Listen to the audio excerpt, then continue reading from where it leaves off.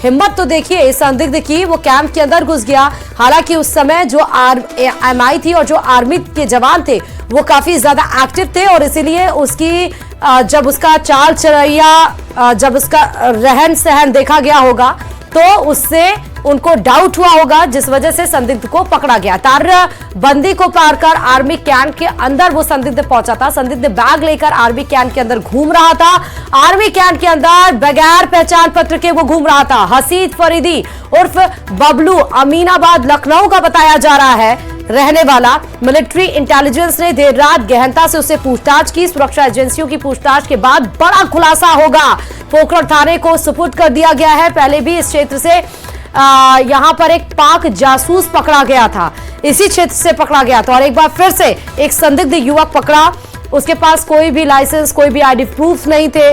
तारबंदी को पार करके ये शख्स आया था, बैग लेकर घूम रहा था विदाउट एनी आईडी प्रूफ, बिना किसी आईडी प्रूफ के। ज्यादा जानकारी के साथ सावलदान हमारे संवाददाता इस खबर पर जुड़ चुके हैं। सावलदान, क्या है बड़ी खबर? और पहले भी इसी क्षेत्र से एक पाक जासूस पकड़ा गया है, बार बार ऐसी हरकतें यहाँ पर क्यों होती हैं? देखिए, सरहदी जिले जैसलमेर के परमाणु दरा नाम से विख्यात पोखरण जो आर्मी कैंट है उसके पास संदिग्ध को पकड़ा है, जिसको एमआई और आर्मी जवानों की सतर्कता से पकड़ा गया है और इसके पास कोई प्रकार की संदिग्ध वस्तु नहीं मिली, न कोई प्रकार का फोन मिला। पूछताछ के बाद इस संदिग्ध को पोखरण थाने को सुपुर्द कर दिया।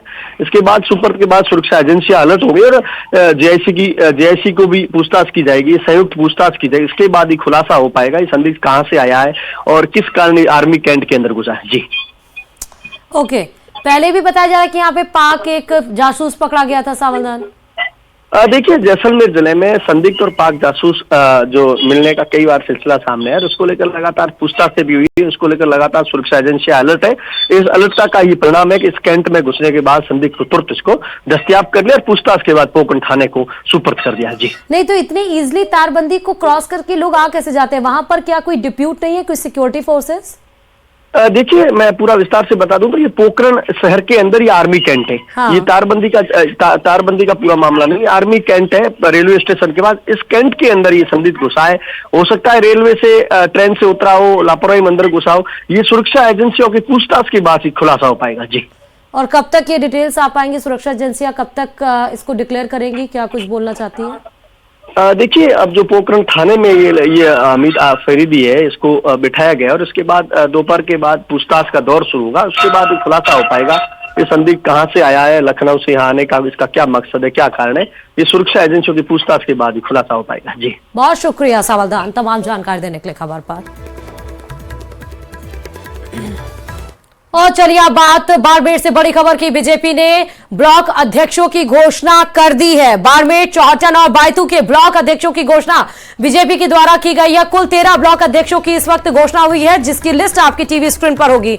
बीजेपी चुनाव अधिकारी ने ब्लॉक अध्यक्ष की घोषणा की है। बीजेपी के जिला चुनाव अधिकारी रामगोपाल सुथार ने यह सूची जारी की है। शिव विधानसभा सहित कुछ जगहों पर अभी तक सहमति नहीं बन पाई है, इसलिए अभी नामों की वहां पर घोषणा नहीं हो पाई है। लेकिन बाड़मेर से बड़ी खबर, ब्लॉक अध्यक्षों की घोषणा बीजेपी के द्वारा की गई है। कुल 13 नाम इस समय आपके टीवी स्क्रीन पर है कि किनको किनको ये जिम्मेदारी दी गई है और कहां से। जैसे बाड़मेर की हम बात करें, चौहटन की, बायतू के, तो उनके ब्लॉक अध्यक्ष की घोषणा कर दी गई है।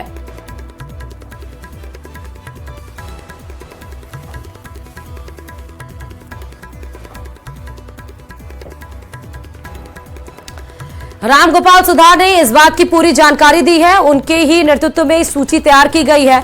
बड़ी खबर आपको इस वक्त ही बता रहे हैं, बीजेपी ने ब्लॉक अध्यक्षों की घोषणा की है।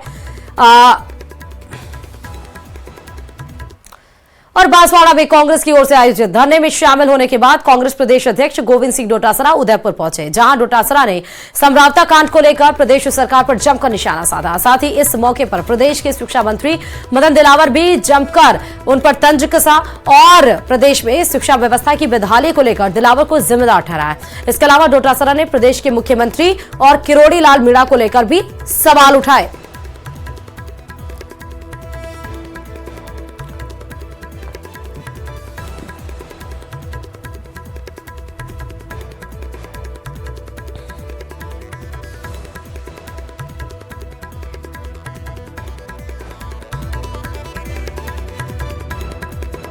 किसी व्यक्ति के लिए कोई महापंचायत नहीं होती और किसी व्यक्ति के लिए कोई जाए नहीं जाए ऐसी बात नहीं है। जो महापंचायत हुई थी वो समरावता ने, जो पुलिस प्रशासन और सरकार ने जिस तरीके से लोगों के साथ मारपीट की थी और जिस तरीके से उनको मुआवजा नहीं दिया, किरोड़ी लाल जी पहले कह रहे थे न्यायिक जांच होनी चाहिए, फिर वो फिसल करके घर जाके बैठ गए कि मेरे बले से हो चाहे नहीं हो।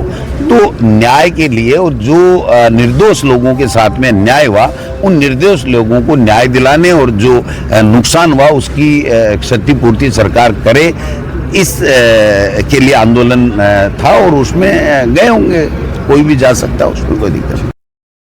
और इधर कोटपुतली के पावटा इलाके में भांकरी गांव में वृद्ध व्यक्ति की मौत के बाद अंतिम संस्कार के लिए परिजनों को करीब 4 घंटे तक इंतजार करना पड़ा, जिससे नाराज परिजन और ग्रामीणों ने दूसरे पक्ष पर रास्ता बंद करने का आरोप लगाते हुए विरोध जताया। दरअसल वृद्ध व्यक्ति की मौत हो जाने पर उसके शव को अंतिम संस्कार के लिए शमशान ले जाते समय शमशान वाले रास्ते के मेन गेट पर ताला लगा मिला। काफी देर तक इंतजार करने के बाद भी ताला नहीं खोला गया, जिसके बाद शव यात्रा में शामिल होने वाले लोगों ने आक्रोश जताया। इसके बाद मौके पर पहुंची पुलिस ने मामले को शांत कराया और करीब 4 घंटे की जद्दोजहद के बाद परिजन शव का अंतिम संस्कार करने पर राजी हुए, जिसके बाद अंतिम संस्कार किया गया।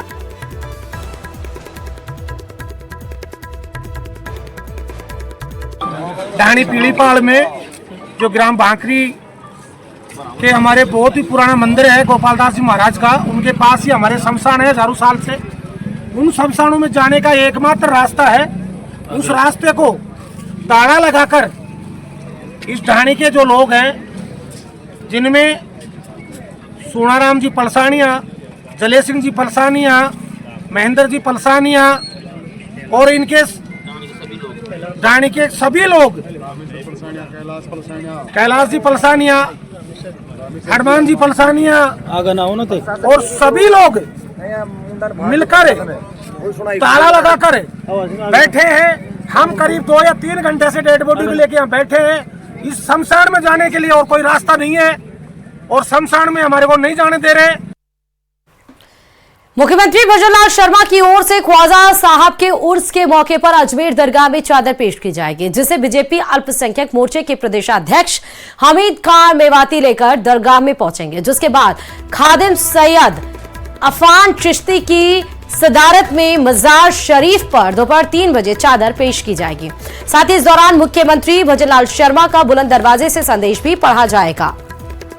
तो बीजेपी अल्पसंख्यक मोर्चे के अध्यक्ष आज मुख्यमंत्री का चादर को लेकर यहां पर आएंगे और 813वें उर्स मेले के आयोजन में दरगाह पर चादर पेश की जाएगी। मुख्यमंत्री का नाम से जो दिए गया संदेश है वो भी चादर पेश करने के बाद उसको पढ़ा जाएगा। 3 बजे वो समय बताया गया है जब मुख्यमंत्री के द्वारा चादर पेश किया जाएगा दरगाह पर। और चलिए अजमेर से बड़ी खबर आपको बता रहे हैं, जहां आज कांग्रेस अध्यक्ष मल्लिकार्जुन खड़गे की ओर से भी चादर पेश होगी। पीसीसी चीफ गोविंद सिंह डोटासरा खुद चादर लेकर पहुंचेंगे। दोपहर 3:30 बजे चादर पेश करने का कार्यक्रम है। खड़गे का यहां पर पैगाम भी दरगाह पर पढ़ा जाएगा। कांग्रेस के पदाधिकारी कार्यकर्ता इस दरमियान शामिल होंगे।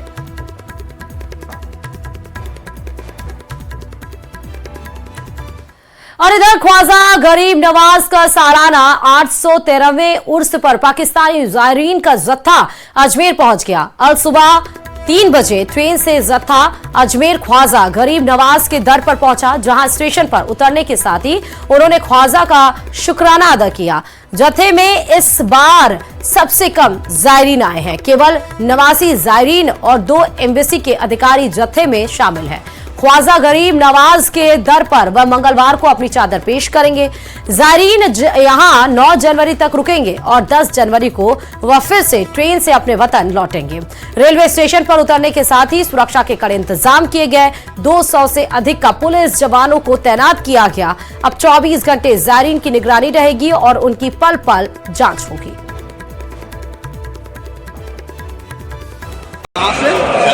नाम क्या है आपका? कैसे इंतजाम रहे हिंदुस्तान तक आने क्या दुआ करेंगे दोनों देशों को जो भी हो सके। अजमेर ख्वाजा गरीब नवाज का सालाना 813वें उर्स में मंगलवार को छोटे कुल की रस्म अदा की जाएगी। कुल की रस्म आज अदा की जाएगी। इसके लिए हजारों ज़ायरीन अजमेर पहुंच गए हैं।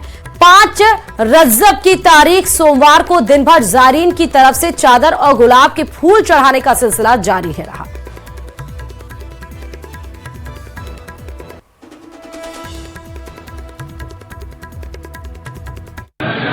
आज 5 रजब है। सरकार गरीब नवाज के उर्स मुबारक का अहम मौका है, जिस पर बारगाह गरीब नवाज में रोज़ा मुनव्वर सरकार गरीब नवाज को बाद नमाज मगरिब गुस्ल का प्रोग्राम शुरू किया, जो चालू है और बाद नमाज इशा तक चलता रहेगा। तमाम ज़ायरीन इसके अंदर शिरकत करते हैं। बिलखुसूस खुद्दाम ख्वाजा साहब गद्दी नशीन हुज़्न गरीब नवाज जो होते हैं मज़ार मुबारक को गुस्ल देते हैं। तो चलिए राजधानी जयपुर से बड़ी खबर इस बीच आपको बताते चले। आज प्रदेश के 5 जिलों में येलो अलर्ट जारी किया गया है। पूर्वी राजस्थान के भरतपुर, धौलपुर, झुंझुनू जिले में येलो अलर्ट जारी है। वहीं हनुमानगढ़ और श्रीगंगानगर में भी येलो अलर्ट है। बीकानेर, जयपुर, भरतपुर संभाग के कुछ हिस्सों में आगामी 3 दिन घने कोहरे की संभावना मौसम विभाग की तरफ से जताई गई है। प्रदेश में न्यूनतम और अधिकतम तापमान में गिरावट भी होगी। तापमान में 2 से 4 डिग्री तक गिरावट होने की संभावना है। 3 से 4 दिन बाद प्रदेश में एक और पश्चिमी विक्षोभ सक्रिय होगा। पश्चिमी विक्षोभ के सक्रिय होने से 10 से 12 जनवरी तक बारिश होने की संभावना है। जयपुर, बीकानेर, भरतपुर संभाग के कुछ क्षेत्रों में मेघ गर्जन के साथ बारिश की संभावना है।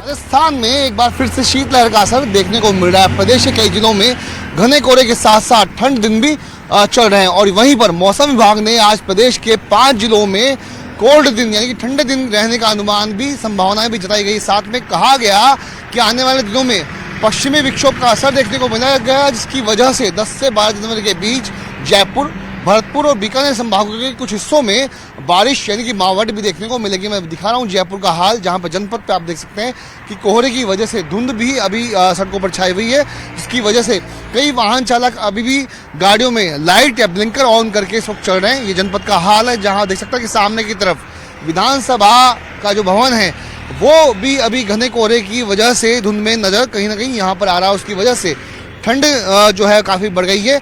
वहीं प्रदेश में 20 जिलों में स्कूलों में कक्षा 8वीं तक छुट्टियां बढ़ा दी है। तो मौसम विभाग का साफ अनुमान है कि आने वाले दिनों में बारिश भी होगी, मावट होगी, जिसकी वजह से ठंड यहाँ पर देखने को मिल सकती है। और पश्चिमी विक्षोभ का असर होने की वजह से 10 से 12 जनवरी के बीच मौसम विभाग ने जयपुर, बीकानेर और भरतपुर संभागों के मावट की आसार भी जताए हैं। कैमरा पर्सन अविनाश के साथ विष्णु शर्मा, न्यूज 18 राजस्थान, जयपुर। 3 तस्वीरें आपके सामने इस समय। देखिए किस तरह से सर्दी का येलो अलर्ट श्रीगंगानगर में जारी किया गया है। हालांकि श्रीगंगानगर वैसे भी काफी दिनों से यहां पर सूरज नहीं देखने को मिला, क्योंकि घना कोहरा लगातार यहां पर छाया रहा। अब मौसम विभाग की तरफ से फिर से येलो अलर्ट यहां पर जारी किया गया। वहीं दौसा की तस्वीरें आप देख रहे हैं। घने कोहरे की वजह से जो रेल की यात्राएं हैं और रेल देरी से चल रही है, रेल की यात्रा भी प्रभावित हो रही है। ट्रेनें कई घंटों से देरी से समय पर और मतलब गंतव्य पर पहुंच रही हैं। माउंट आबू में भी आप देखिए, यहां पर भी माइनस में पारा पहुंच चुका है। जो गाड़ियां वहां पर सैलानियों की खड़ी हैं, उस पर एक मोटी सी चादर बर्फ की जम गई है। वो बात अलग है कि माउंट आबू में इसी पल का सैलानी पर्यटक इंतजार करते हैं, इसलिए वो काफी एंजॉय भी कर रहे हैं। और इस बीच उदयपुर से बड़ी खबर, गोगुंदा में फिर कड़ाके की सर्दी से जनजीवन प्रभावित हुआ है। जमाव बिंदु के आसपास पारा पहुंच चुका है। घरों के बाहर खड़ी गाड़ियों पर बर्फ जमी हुई नजर आ रही है। खेतों में भी ओस की बूंदें बर्फ में तब्दील हो गई हैं। शीतलहर से ठंड का प्रकोप बढ़ गया है। सर्दी से बचाव के लिए बंदोबस्त किए जा रहे हैं। आम जन की दिनचर्या में भी बदलाव हुआ है। उदयपुर के गोगुंदा की आपको तस्वीरें दिखा रहे हैं।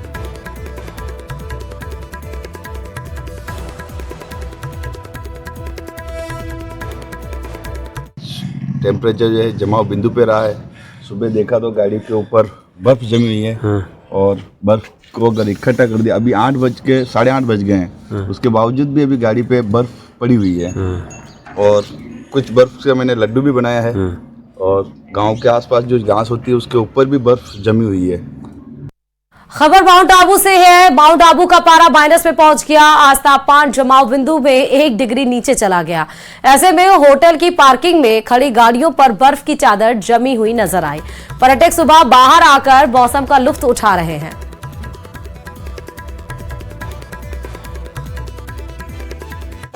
बहुत ठंड है यहाँ पे मतलब शौक है देखिए कि यहाँ पे भी गाड़ियों पे बर्फ जम जाती है। मतलब राजस्थान में भी बर्फ जमना एक बहुत बड़ी बात हो जाती है अपने आप में। और फिर सुबह सुबह उठ के गरम गरम कुल्हड़ की चाय मिल रही है, वो बहुत अच्छा लग रहा है हमें आके। बहुत आनंद है यहाँ पे आके, स्पेशली यहाँ की चाय तो और भी बढ़िया। इस ठंडे मौसम में जो चाय मिली है वो बहुत ही बढ़िया, बहुत अच्छा है माउंट आबू। मौसम माउंट आबू का, हम जैसे नाथद्वारा से वहाँ पे गर्मी थी, माउंट आबू में आके थोड़ा ठंड का एहसास हुआ कि ठंड है, मगर जिस तरफ से यहाँ पे देखा कि गाड़ियों पे भी बर्फ जमती है तो एहसास हुआ कि अपन के राजस्थान क्षेत्र में भी बर्फ मिल जाती है। सीमावर्ती जिले श्री गंगानगर के लिए मौसम विभाग ने शीतलहर का येलो अलर्ट जारी किया है। तेज सर्दी के चलते आमजन की दिनचर्या पूरी तरह से प्रभावित हो चुकी। लोग अलाव सेक कर तेज ठंड से बचने का प्रयास कर रहे हैं। रेलवे स्टेशन, बस स्टैंड पर लोगों को अलाव का सहारा लेते हुए देखा जा सकता है।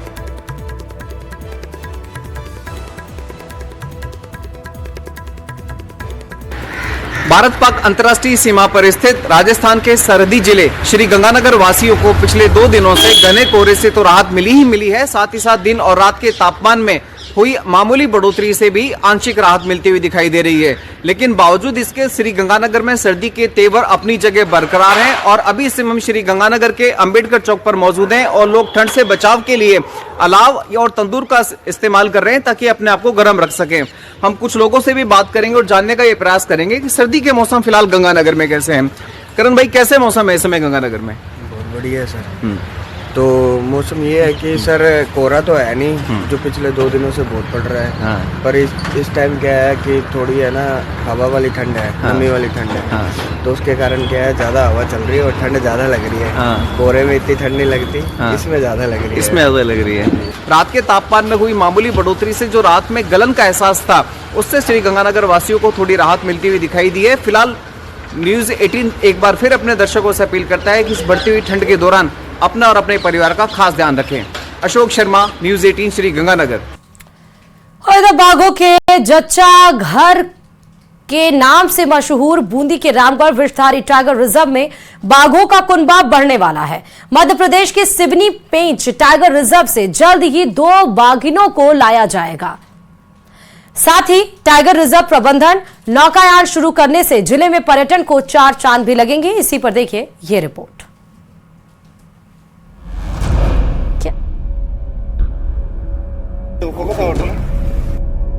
बाघों की गूंजेगी दहाड़, जंगल सफारी का रोमांच, नौकायन से आंखों में चमक, आरवीटीआर की बढ़ेगी रौनक।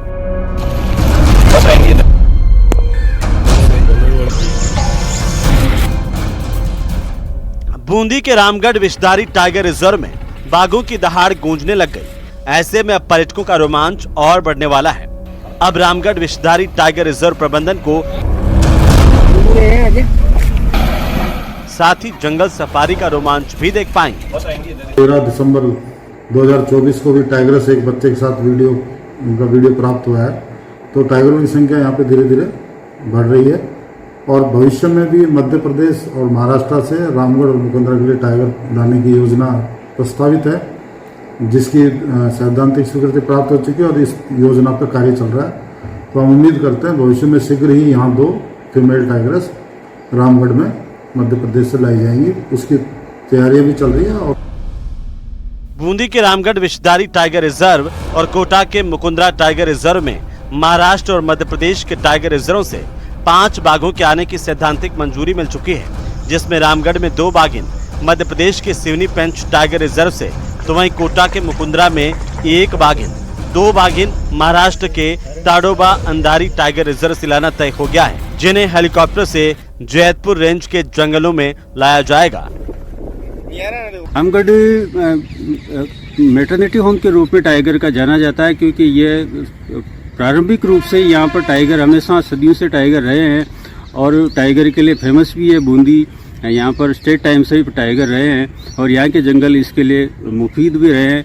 बीच में कुछ कारणों से यहाँ से टाइगर लुप्त हो गए, चले गए थे। फिर वापस वो समय आया है कि रामगढ़ में जो जच्चागर के रूप में फेमस है, तो वो वापस यहाँ पर धीरे धीरे टाइगर वापस बढ़ रहे हैं और आने वाले समय में निश्चित रूप से यहाँ पर एक बाघों का एक बेहतर कॉरिडोर भी बनेगा और यहाँ पर वापस जो बाघ गायब हो गए थे।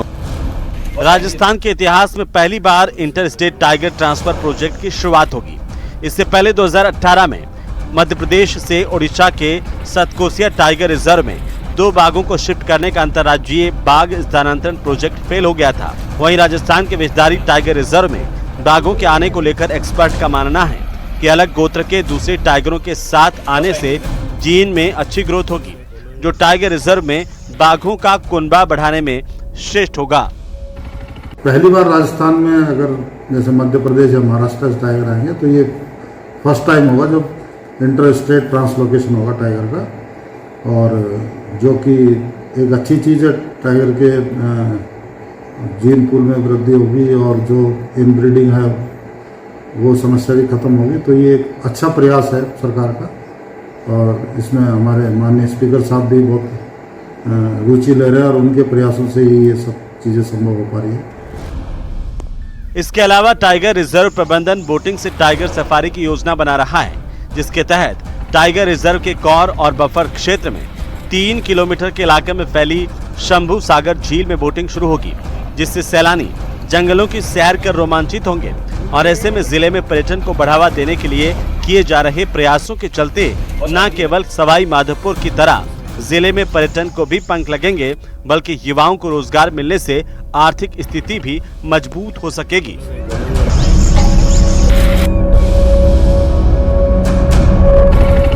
न्यूज़ 18 राजस्थान के लिए बूंदी से चैन सिंह तंवर की रिपोर्ट।